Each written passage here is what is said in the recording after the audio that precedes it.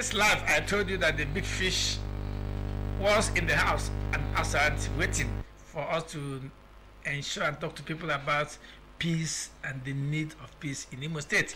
And before I said it earlier that the Honorable Commissioner for Labor, Employment and Productivity, Chief Ford Ozumba, will be here to talk about Ozumba. Correct. Ozumba. Okay, fine. Thank God. Yeah, you're correcting us. We are going to talk about the plight of Imo workers. May 1st was last week Sunday, and there were other exigencies that they couldn't have it. And today he's going to tell us more about the minimum wage, the pension, those other workers that have not received their salaries almost since the inception of this administration, and what the Ministry of Labor and Employment and Productivity is doing to advance employment in Imo State.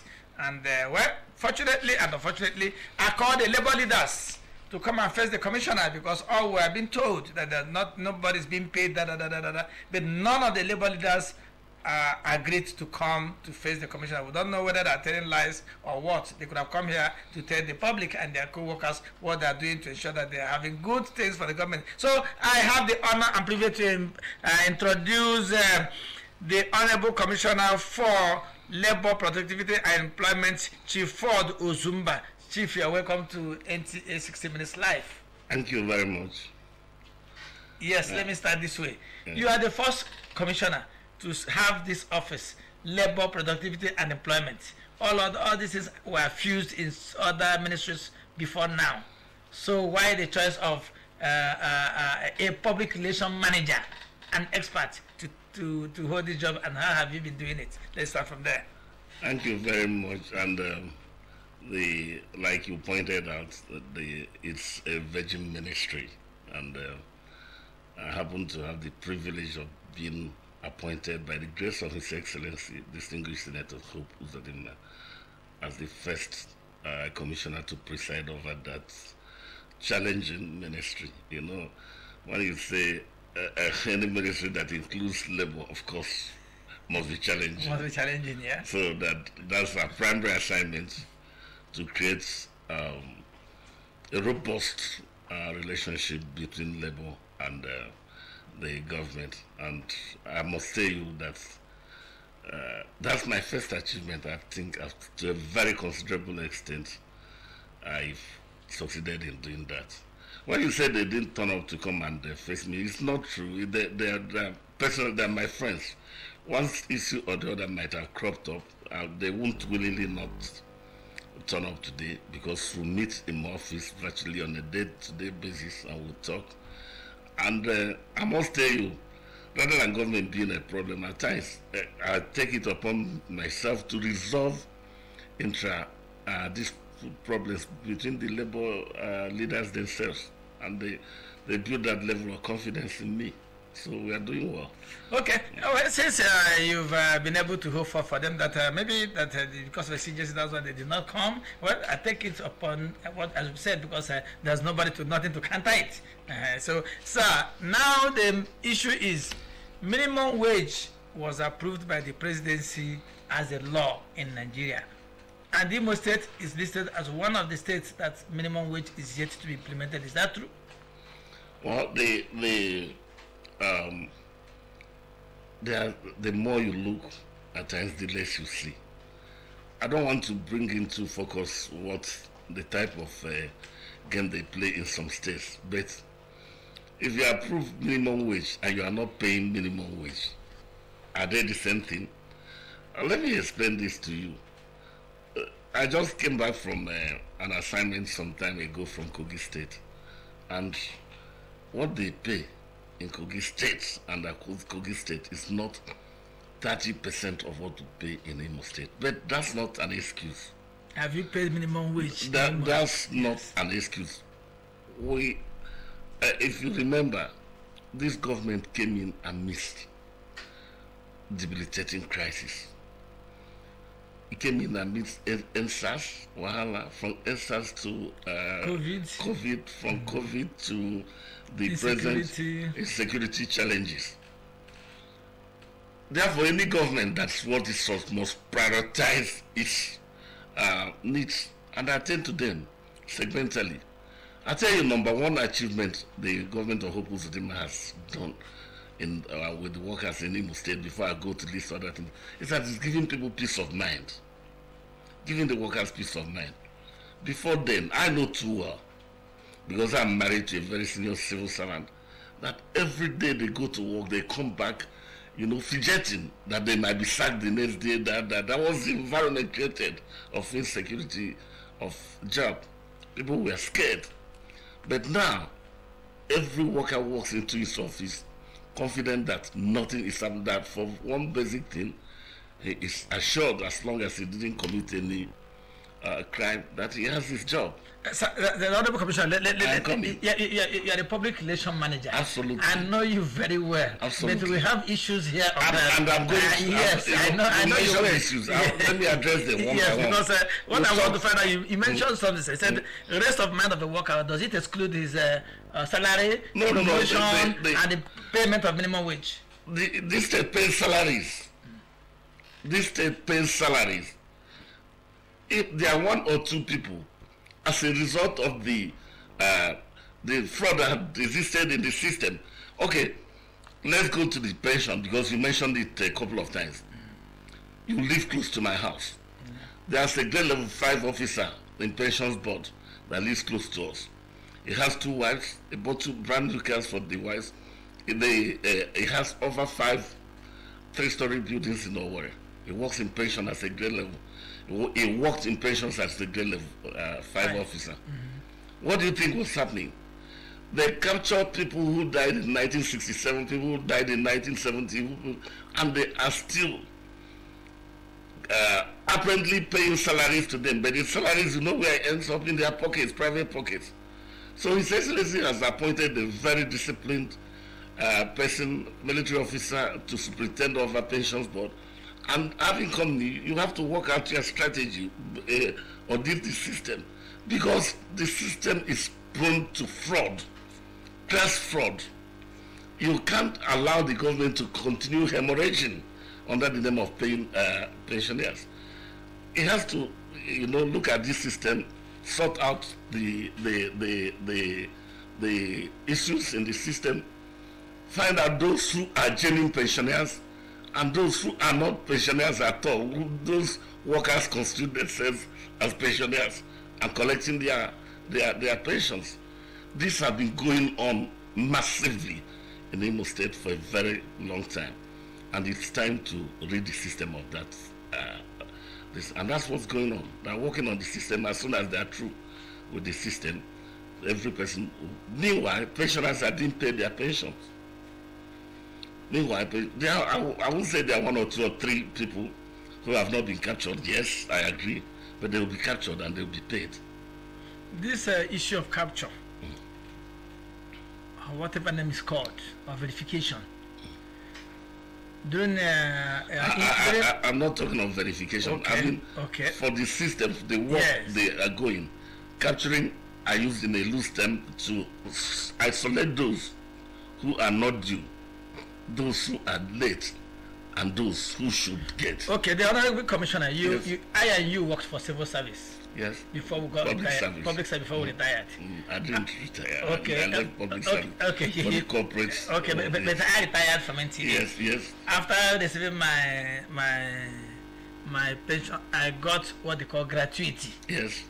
Do you have gratuity paid in Imo State, or what are you doing to ensure that workers who have retired get their gratuity? Because that's the only lump sum they can get to be able to assist themselves. The system is working out. Those who retired will get their gratuity. It will address an issue, the conditions under which the government came into. But we are not magicians. The government is not a magician. He work within the profile of the fund we have. And this state is doing its best to create an affordable environment for business to thrive. And it's under that you can get internally generated revenue. These things were non-existent in Imo State. And I have to be honest with you. Like what and what were not in existence? Because are you talking about salaries, pension, or gratuity that were not in existence? What we are talking about now is the flow of income into the state fund. is diminished across the country. Okay. Across the country, not just in Imo State. Yeah. It's diminished. And if you look at being honest to yourself, what His Excellency has done in infrastructural development in this state, you cannot compare it with what has been happening. Okay, the Labour Commissioner, let's go back to Labour. We're talking about Labour now because the infrastructure without food in the stomach, or without a full rejuvenated civil service workforce, some of these things will not be done. So, okay, fine. I have this unemployment issue, which I've had in radio stations that as the commissioner, you are planning certain games to be able to revamp that section, create job, create employment for the teeming populace. So can we have a little bite on what that your dream is all about and how it will be realized? Thank you very much. It's not a dream, it's work in progress. Okay. And the problem we have, some people say Imo State has high rate of employment. You also forget that Imo State has the highest number of university graduates being turned out and the highest number of people getting admission into universities via JAMB and whatever processes. Education is key to the Imo citizen and they impress it. So what we have done and what we are doing is that we discover that coming out with from the university with certificates and others does any longer guarantee you a job. We carry certificates and start going from ministry to parastatal to department looking for a job that is non-existent.